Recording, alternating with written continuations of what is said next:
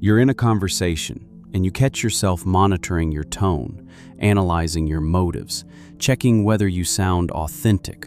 While you're doing that, the other person who isn't aware of anything just won. That's not anxiety. That's not overthinking. That's what Dostoevsky called the disease of consciousness. And every psychology book that told you self-awareness would set you free was wrong. The more you know yourself, the less you can act. And I'm about to show you why the people winning aren't the most self-aware.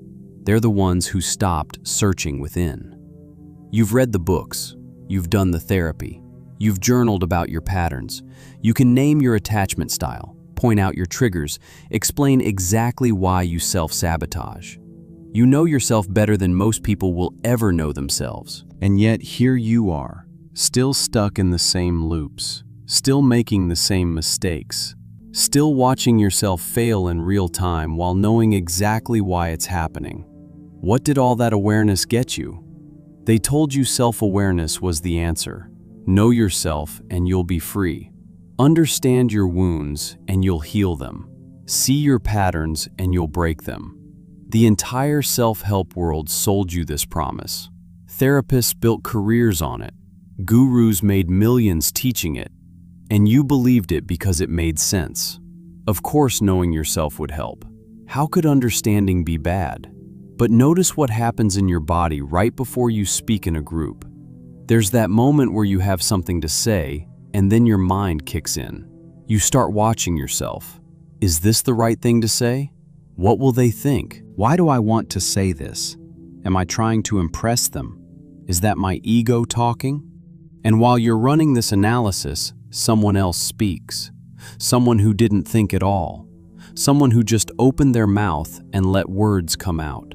And everyone turns to them. They didn't check themselves. They didn't monitor their motives. They just acted. And they got the moment you were too busy analyzing to take. Remember the relationship that ended while you were processing it? You saw every problem. You understood every dynamic. You could map out exactly what was broken and why. And while you were in your head figuring it all out, your partner was living. They made a choice. They moved on. Your awareness didn't save anything. It just gave you a front row seat to watch everything fall apart in slow motion. How many chances have you lost because you were working on yourself? How many times have you held back because you wanted to make sure you were doing it for the right reasons? You've been so careful, so thoughtful, so aware. And less aware people are out there winning. They're getting the jobs, the relationships, the respect. Not because they know themselves better, because they know themselves less. This is what Dostoevsky saw that no one wants to admit. He wrote it down in a book most people can't finish because it makes them too uncomfortable. He called consciousness a disease. Not as a metaphor, not as poetry, as a fact. He watched smart, aware men torture themselves with their own thoughts. He saw them become so conscious of every motive, every flaw, every possible meaning that they couldn't act anymore. They understood everything and could do nothing. Meanwhile, simpler men, who never asked themselves why, just lived their lives fully. You're bleeding status to people who don't think like you do. You're losing moments while you're stuck in your head. Every time you stop to check yourself, someone else is moving forward. The tightness you feel in your chest when you watch confident, unaware people succeed, that's not envy. That's your body telling you something is wrong. That's the cost of all this consciousness you've been collecting. And it's only getting worse. Because the more you see, the less you can move. The more you know yourself, the less you can just be yourself. Someone installed this in you, and it's time you found out who. This didn't start with you. When you were a child, what did adults praise? The kid who stopped and thought before speaking. The one who could explain their feelings. The thoughtful one. And what did they punish? The kid who acted on impulse. The one who just did things without asking why. You learned early that thinking was good and doing was dangerous. Every time you paused to consider, adults smiled. Every time you just acted, you got in trouble. They trained you to doubt your instincts. School made it worse. They rewarded you for analyzing, not for moving. Write an essay about the book. Don't just feel the book. Explain your answer. Don't just know it. Show your work. Justify yourself. Prove you thought about it. For 12 years or more, you got points for consciousness. You got punished for trusting your gut. By the time you left, your first instinct wasn't to act. It was to ask yourself why you wanted to act. Then came the therapy culture. Every impulse became something to examine. Every choice needed processing. You learned that healthy people look inward. They do the work. They stay aware. And maybe therapy helped some things, but it also taught you that acting without full understanding was dangerous. It taught you to treat yourself like a problem that needed solving, like broken code that needed debugging before it could run. But here's what nobody told you. Your brain didn't evolve for this. For millions of years, humans who survived were the ones who acted fast. See threat, run. See opportunity, grab it. Feel attraction, move toward it. The ones who stopped to analyze their feelings, they got eaten, they starved, they died alone. Self-awareness was supposed to be quick, a fast check. Am I safe? Then act. That's it. It was never supposed to be a permanent state. Your brain is built for action, and you've turned it into a surveillance system watching itself. Researchers have proven this. When people are made to think too much about what they're doing, they perform worse. Athletes who analyze their movements mess up. People who monitor themselves in conversations come across as fake. The brain jams when you force it to watch itself. This isn't a flaw in you. This is what happens when you run software you weren't designed for. And look at what it's cost you. Every conversation where you seem distant because you were too busy checking yourself, that's leaked status. Every night you ended exhausted from just existing, that's drained energy. Your brain burns fuel monitoring yourself all day. Every relationship where your partner said you were too in your head, that's real loss. Every project you started and abandoned because you needed to make sure you wanted it for the right reasons, that's your life, spent thinking about living instead of living. Someone is making money off this. Therapists with year-long waiting lists. Gurus selling the next level of awareness you need to unlock. Apps that promise to help you understand yourself better. Pills for the anxiety that comes from watching yourself constantly. An entire industry exists to keep you looking inward. Because a person stuck analyzing themselves isn't a threat. They're not competing. They're not challenging anything. They're busy. Dostoevsky saw this in his time. He watched intellectuals build elaborate prisons in their minds and call it progress. He saw that the thinking class was the suffering class. You've been running corrupted software your whole life. Programs installed by people who benefited from your paralysis. And the worst part? You thought it was growth. You thought consciousness was expansion. But Dostoevsky knew better. He knew exactly what happens when awareness goes too far. So what's the way out? Dostoevsky didn't just point out the problem, he showed the solution, and it's the opposite of what you'd think. Action creates clarity, not the other way around. You don't figure yourself out and then act. You act, and the action shows you who you are. Think about it. When do you actually learn something real about yourself? Not when you're journaling, not when you're analyzing. It's when you're in the moment, doing something, and reality pushes back. You speak without planning, and the other person's face tells you what your words actually meant. You make a move at work, and the result shows you what you're capable of. You can't think your way to self-knowledge. You have to live your way there. Watch what happens in a normal conversation. Most people have something to say, then their mind starts. Should I say this?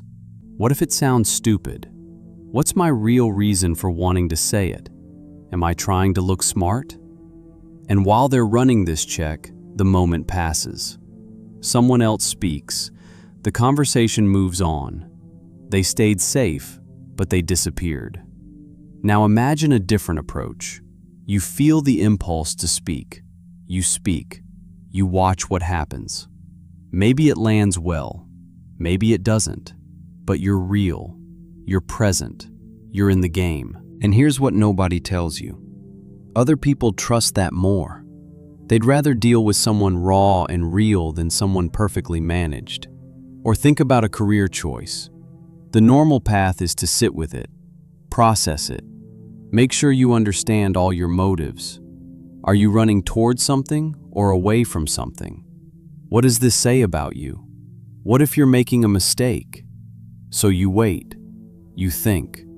And while you're thinking, the opportunity closes. Someone else took it. They didn't understand themselves better. They just moved faster. But the Dostoevsky approach says move first. Take the job. Make the leap. Let the reality of it show you what you need to know. You'll learn more in 1 month of doing than in 1 year of deciding. In relationships, it's the same pattern. Most people want to process their feelings before they engage. They need to understand what they're feeling and why. They need to make sure they're healed enough, ready enough, clear enough. So they hold back. They stay safe. And the other person feels it. They feel the wall. Meanwhile, someone who engages messily, who shows up with their full, unprocessed self, creates real connection. The friction, the rawness, the not knowing, that's where intimacy lives. You can't think your way into love. You have to stumble into it. Here's the pattern Dostoevsky saw. There are 3 levels. First, there's animal consciousness, pure action, no reflection.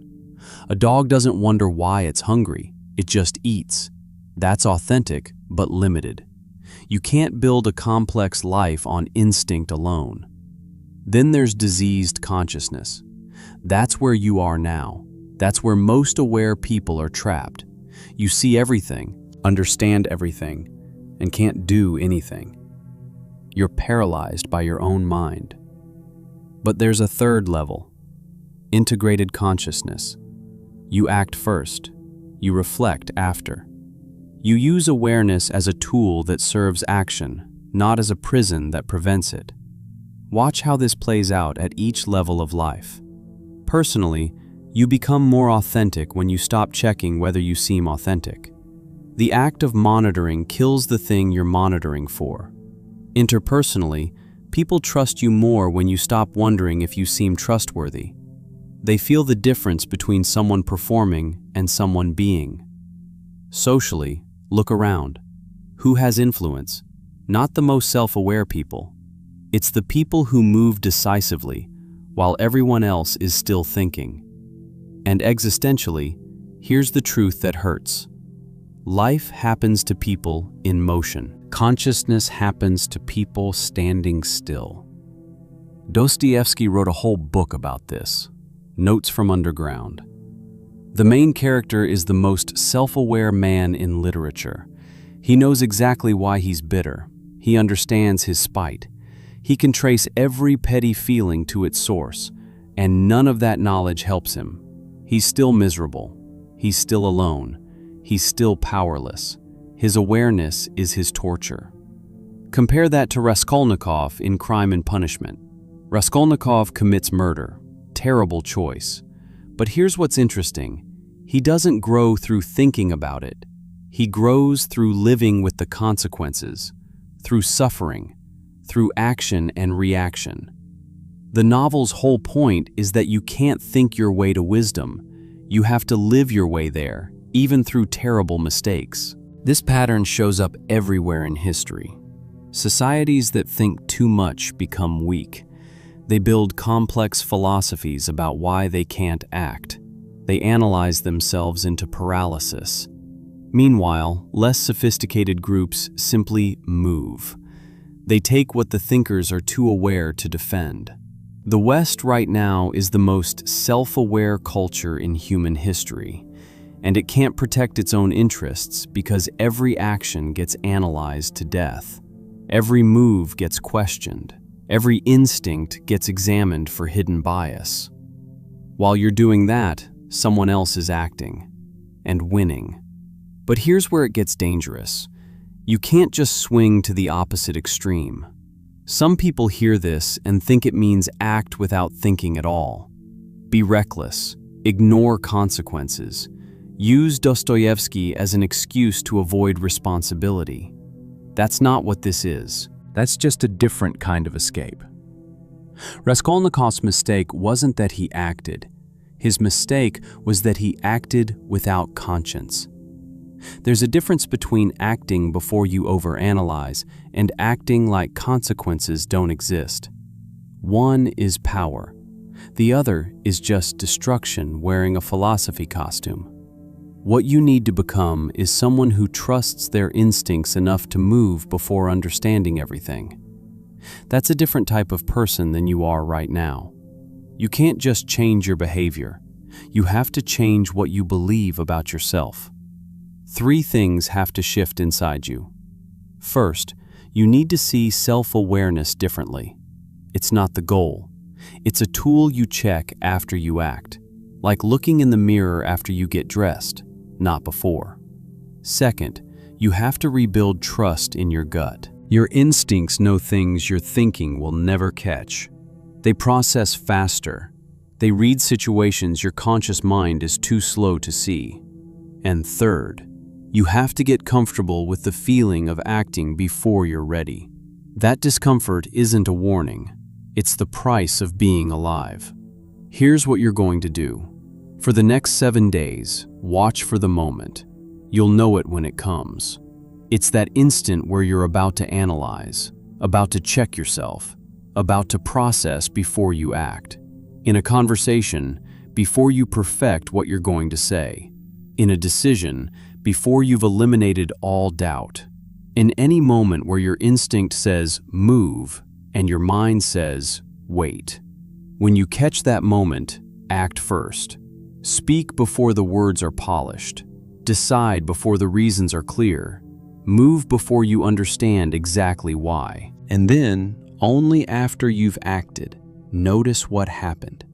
Not what you thought would happen, what actually happened. Write that down if you want. But don't write about what you were thinking. Write about what was real. Remember where we started. You thought self-awareness would set you free. You believed that knowing yourself meant power. And why wouldn't you believe that? Everyone said it. Every book promised it. But Dostoevsky showed you what they wouldn't. For people like you, people who think, knowledge often becomes paralysis. The more you see, the less you can move. Real power isn't knowing everything about yourself. Real power is knowing when to stop looking and start living. That thumbnail said, "Stop searching within." Not because there's nothing to find, but because you've been searching instead of existing. You've been preparing instead of playing. You've been becoming instead of being. You can't unknow this now. Every time you catch yourself stuck in analysis, you'll remember. Consciousness is only a disease when it becomes your default state. The cure isn't ignorance. It's not pretending you don't see what you see. The cure is putting awareness in its proper place. Below action, serving movement, never stopping it. Awareness shows you what happened. It doesn't tell you what to do next. That comes from somewhere deeper, somewhere you had before you learned all these words for your feelings. Some people will stay where you were, in the underground, building perfect theories about their own psychology while life moves past them, getting better and better at explaining themselves while getting worse and worse at being themselves. But you're different. You felt something wrong with what they sold you.